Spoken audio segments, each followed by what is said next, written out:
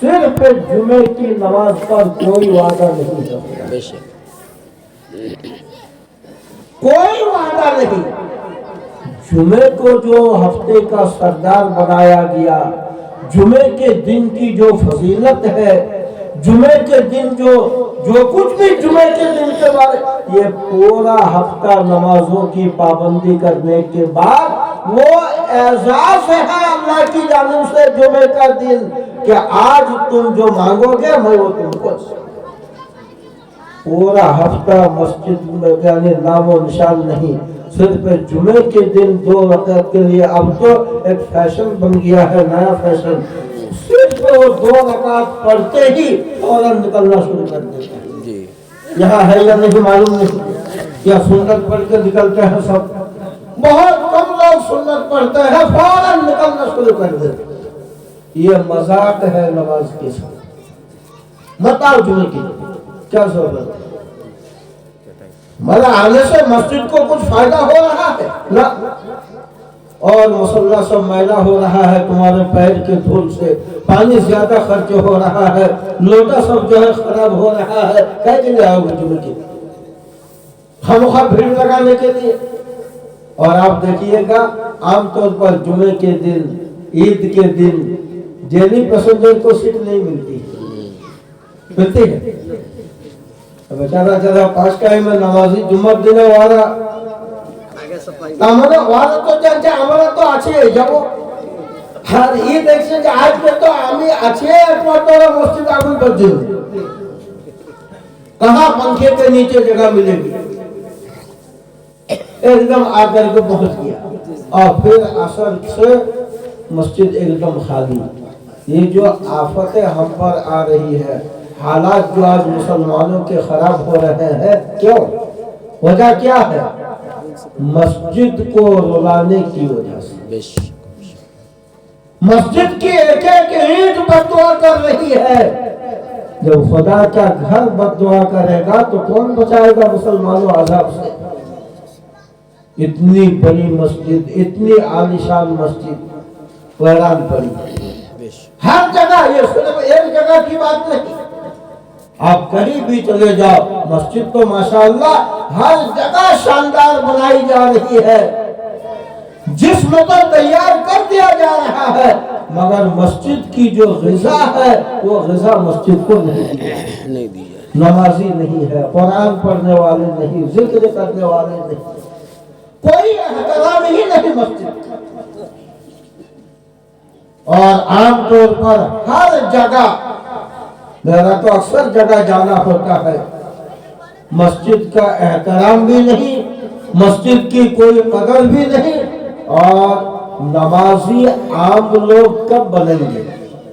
जब कमेटी में रहने वाले नमाजी, तब वो 10 आदमी को बोल के तश्कील करके ला सकता है। लेकिन अक्सर जगह जहां भी जाता हो, सेक्रेटरी अगर शर्म की वजह से या किसी वजह से बेचारा आ जाए मस्जिद, लेकिन बाकी कमेटी के लोग नजर नहीं आते, बहुत कम, इल्ला माशाअल्लाह कि कहीं जो है कमेटी वाले नमाजी है। मैं आम तौर पर एक बात कह रहा हूँ कि अक्सर जगह देखने में आता है कि कमेटी के लोग नमाजी नहीं। अब बताइए, मस्जिद का एहतराम, मस्जिद की कदर किसके दिल में आएगी? अल्लाह के वास्ते मेरे भाइयों, मस्जिद का एहतराम कीजिए, नमाजों का एहतराम कीजिए। मुसलमान नमाज छोड़ने वाला नहीं हो सकता। अरे यही तो एक निशानी है ईमान की। पंजाबी, ये तो आजकल हमारे गैर मुस्लिम भाई भी पहन रहे हैं, हमारे जैसा कुर्ता, हमारे जैसा पाजामा, दाढ़ी भी रख रहे हैं, वो रखते हैं या नहीं? और उनके यहाँ जिसको उपास बोलते हैं, चाहे किसी भी तरह हो, वो रोजा भी है किसी ना किसी तरह। हम ज़कात बोलते हैं, वो लोग यानी अपने हिसाब से पैसे भी बांटते हैं।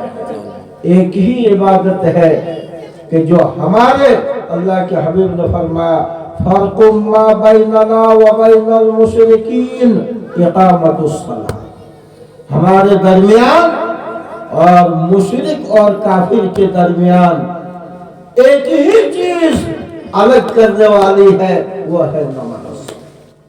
اسی لیے اللہ کے حبیب نے فرمایا لِكُلِّ شَيْءٍ عَلَمٌ وَعَلَمُ الْإِيمَانِ الصَّلَاةُ، ہر قوم، ہر پارٹی، ہر قبیلہ کی کوئی نشانی، کوئی جھنڈا ہے، ایمان کا جھنڈا، ایمان کی نشانی نماز۔ اگر نماز نہیں ہے تو اس کا مطلب اللہ نہ کرے، اللہ نہ کرے۔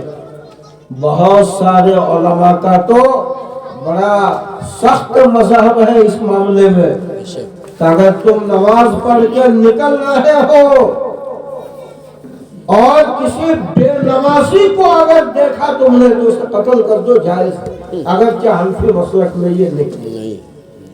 بعض علماء اتنے سخت ہیں نماز کے معاملے میں۔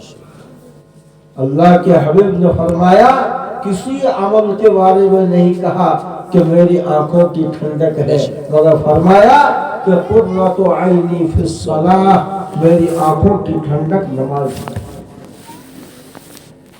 بیمار ہے، چلا نہیں جا رہا ہے، ایک طرف سیدنا علی، ایک طرف سیدنا اسامہ، دونوں کے کاندھے پر سہارا دے کر پھر بھی پاؤں زمین پر لگتا ہوا جا رہا ہے، اللہ کے نبی نماز میں جا کے شامل ہو رہے ہیں۔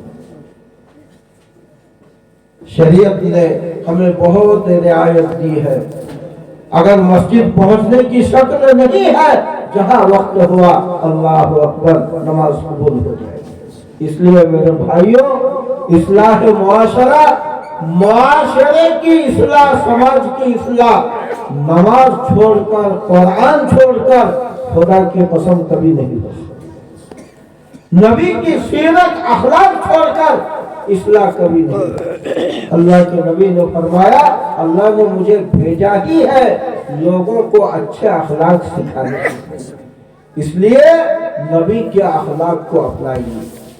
حضرت عائشہ صدیقہ رضی اللہ تعالی عنہا پانی پی رہی ہے،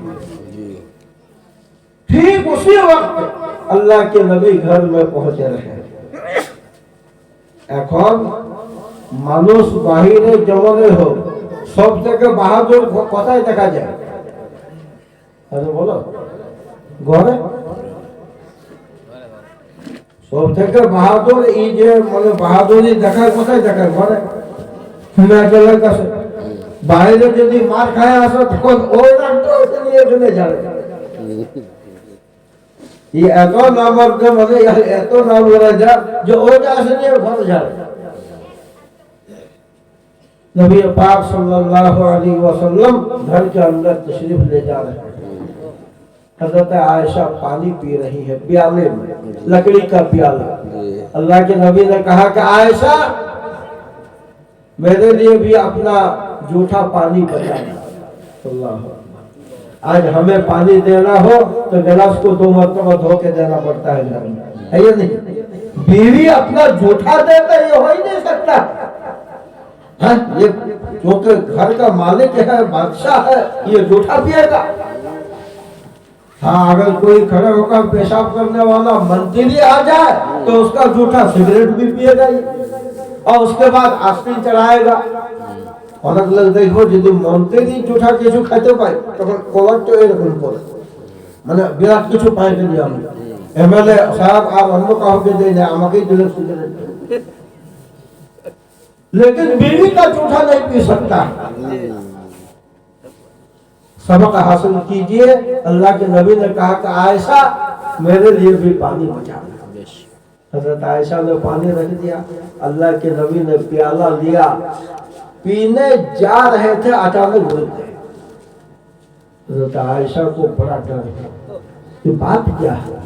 अल्लाह के नबी ने कुछ रखने के लिए कहा, मैंने पानी बचा के रख दिया। अल्लाह के नबी पीने जा रहे थे, रुक गए। ये तो उसी वक्त हो सकता है कि शायद अल्लाह ने जिब्राइल को भेजकर अपने नबी को मना कर दिया हो कि आयशा का जूठा मत। आयशा का चेहरा बदलने लगा। हुआ क्या बात है? अल्लाह के नबी ने कहा कि आयशा घबराने की बात नहीं, मैं इसलिए रुक गया कि तुम प्याले में किस जगह को मुंह लगा कर पी रही थी, मुझे वो जगह याद नहीं आ रही है, मुझे वो जगह बता दो जहां तुमने मुंह लगाया है, ताकि आयशा मैं उसी जगह से मुंह लगा कर। नबी ने क्या अखलाक पेश किया, बीवी के साथ कैसे पेश आए, औलाद के साथ कैसे पेश आए, दोस्त अहबाब के साथ कैसे पेश आए। मेरे दोस्तों, अल्लाह के नबी की एक एक हरकत, एक एक मिनट नबी की जिंदगी का वो हमारे लिए उसवा है, नमूना है। उससे हटकर कोई तरीका अल्लाह को कबूल नहीं है। इसीलिए तो अल्लाह ने फरमाया, लक़द कान लकुम फी रसूलिल्लाहि उस्वतुन हसना, नबी की जिंदगी में तुम्हारे लिए नमूना मौजूद है। अगर तुम मेरे पास अच्छा मुंह लेकर आना चाहते हो तो बस मेरे नबी के तरीकों को अपनाओ। मुआशरे की इस्लाह सीरतुल नबी के बगैर नहीं होगा। इसलिए मेरे भाइयों, नबी की सीरत का सब बहुत बड़ा हिस्सा वो है नमाज, अमानतदारी, कुरान मुक़द्दस की तालीम। इन चीजों को अपनाइए, तभी जाकर मुआशरे की इस्लाह होगी। और इन चीजों को अपनाना आसान कब होगा? जब इंसान अपनी मौत को याद करेगा, मरने के बाद खुदा के सामने खड़े होने को याद करेगा, जवाब देने को याद करेगा, कब्र के सवाल और जवाब को सोचेगा, तभी जाकर के इन चीजों पर अमल करने की कभी यानी जज्बा पैदा होगा और अमल करने की तौफीक मिलेगी। बहरहाल मेरे भाइयों, आज का ये उन्वान ईसाल सवाब और इस्लाह मुआशरा। ईसाल सवाब, बहरहाल आज जो प्रोग्राम हुआ है इसमें कुरान पाक की तिलावत हुई और नबी की शान में नातिया कलाम पेश किए गए।